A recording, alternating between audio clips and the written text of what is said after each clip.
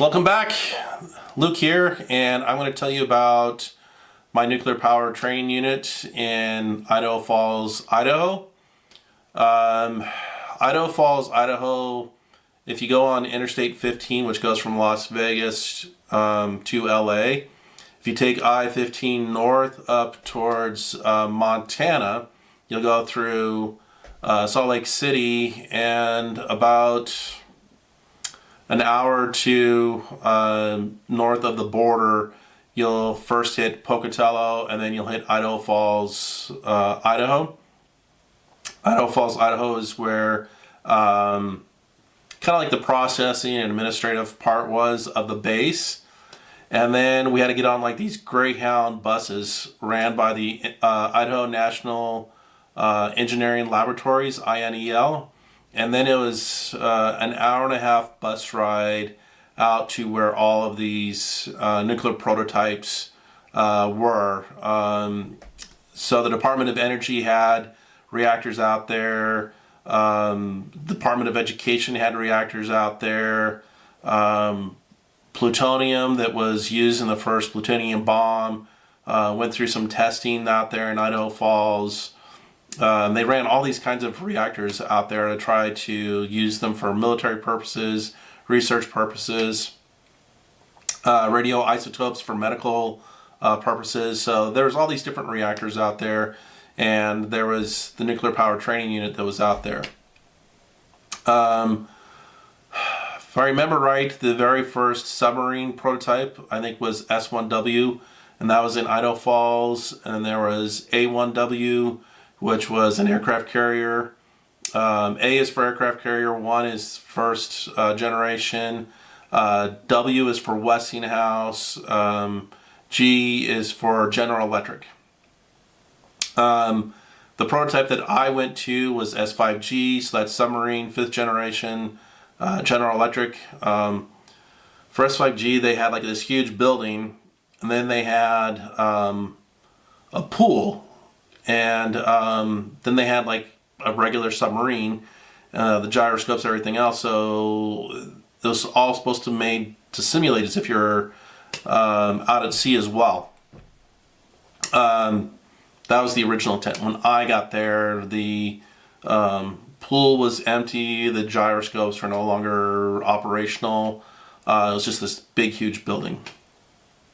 In the same building, you had classroom buildings, desk, study areas. Out at the base, there also had like sleeping barracks. There's like a restaurant out there. If you were a student, you had to take the bus out there. If you were staff, you could drive out there, but almost everybody took the buses. It was an hour and a half out there. Most people slept there and back. After 2-3 weeks, you could figure out where your stop was, just how the bus went through town there for your drop-off. So at the very beginning, I think there was 2 months of classroom instruction, and it was 12 hours a day, and you had an hour and a half bus ride each way. So you were probably gone 14, 15 hours a day. You'd get home, have dinner, and then go to bed, and then that went on for like 2 months. We had the weekends off, and then we started shift work. So you would start on a training week, which was like Monday through Friday for 5 days, 12 hours a day. Then you would go to, I think it was mids. Then you would go to days, then you go to like nights, and then you'd be like off. And you'd be off for like a week because you would work like 5 days in a row for each section. And so it's really like you're working 60 hours a week. So finally, after the 5th rotation or whatever, you'd finally get like 7 days off. So I grew up in Montana. One of my roommates was from Texas. The other one was from Orlando, Florida. and I took them over to Jackson Hole, Grand Tetons, Yellowstone. These guys had never seen a deer, an elk, a bison, really mountains or anything. So they were just like blown away. And this is like the whole reason why they wanted to go to Idaho instead of Boston Spa in New York or South Carolina. They just loved going to the mountains. We finally got some snow. I took them snow skiing. It was the first time they'd ever seen snow, so they really liked it and everything. So I got to show them a lot of stuff. The part they didn't like is we ended up having to do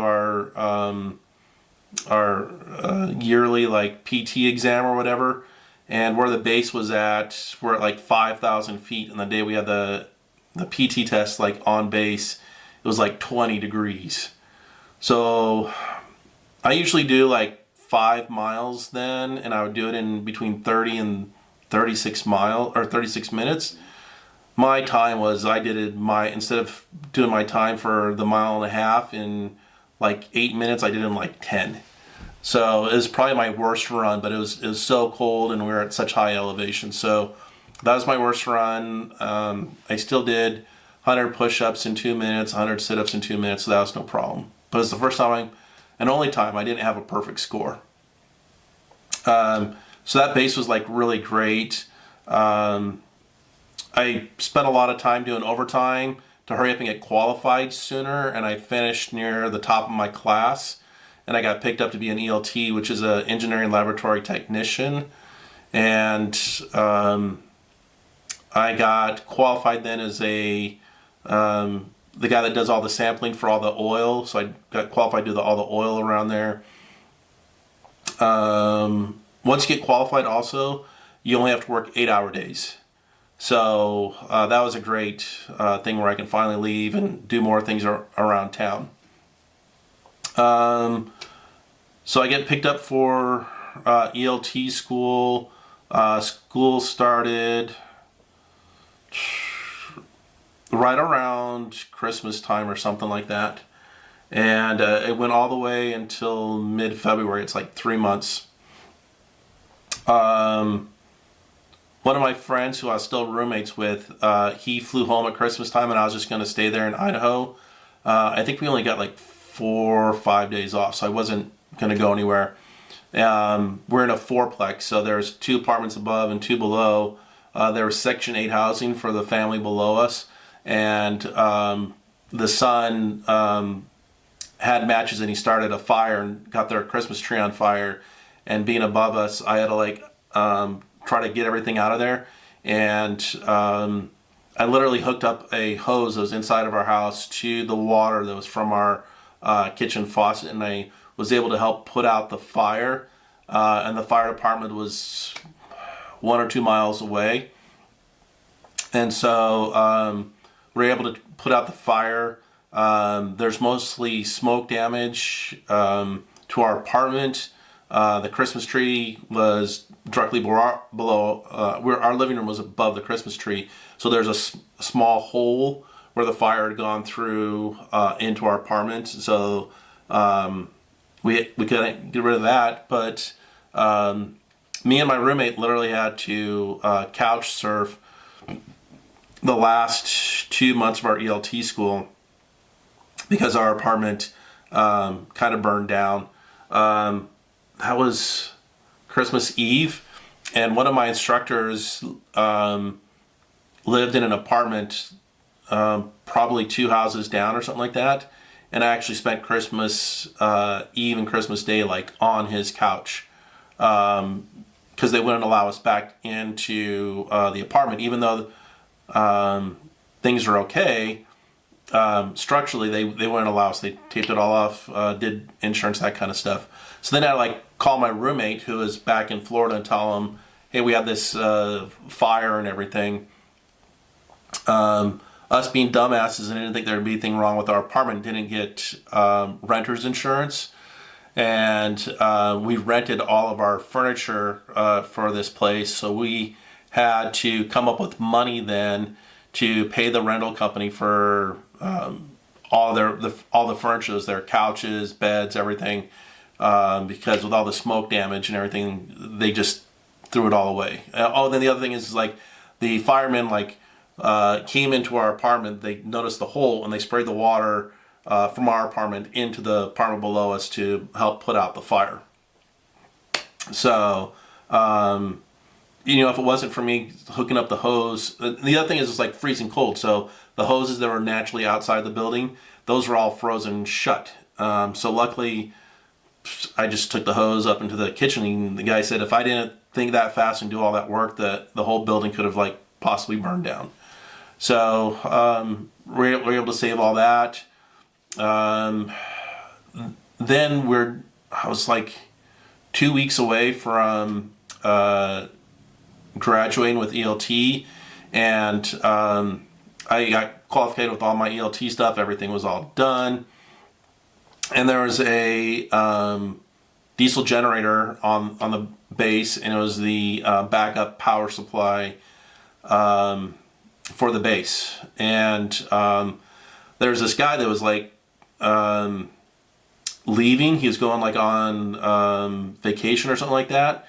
And they said, hey, we need to have one more person qualified for the diesel generator before you go on vacation, because we're supposed to have 2 people on each shift. And so what are we going to do? And I was like, I'll do it. And I got qualified for a day or 2, and they signed off my qual book that I'm all done. They're like, hey, don't worry about it. We haven't had this thing start up in 4 or 5 years, except for just for maintenance. 2 days later, there was a 7.2 earthquake in Idaho in 1994. Power gets tripped off. All the power on the base goes out. All the power in southern Idaho's out. Parts of Utah, the power is out. We have a emergency diesel generator come on, but it's only just for emergency lighting. The reactor scrams out, everything else in there. And here I am just qualified a day or 2 previously. And this is at 2 a.m. And we want to make sure that our replacements get on the bus at 5 a.m. so they can be out there to replace us by 7 a.m. And so I'm out there with the other guy that's qualified, and we end up getting the diesel generator up and running. And they just said, oh, we're getting close to a shift change, so we're not going to try to start up the reactor and the prototype. We're like, oh, great, at least I don't have to worry about that too, because there's other equipment that was in the part of the prototype, and I was the senior student, and I was then expected to help start up some equipment there as well. And I was like, oh, at least I don't have to worry about that. After that, while we were there, A1W is aircraft carrier, and they had a primary to secondary leak in their heat exchanger. And somewhere in early 92, they got orders that the prototype unit in Idaho Falls will be closing down. I think it was going to be closed mid-94 or something like that. So we were one of the last classes. So I also had training then on how to do a primary to secondary evaluation for leakage. We ran all these kinds of tests, drills, everything else, because it was a known problem, and they weren't going to fix it because they're going to be shutting everything down anyway. So I got extra training into that. And then after I got qualified as ELT, then I got orders to the USS Abraham Lincoln in San Francisco. And I'll tell you more about that later. If you like these stories, hit the like and subscribe, and I'll get back to you soon. See ya.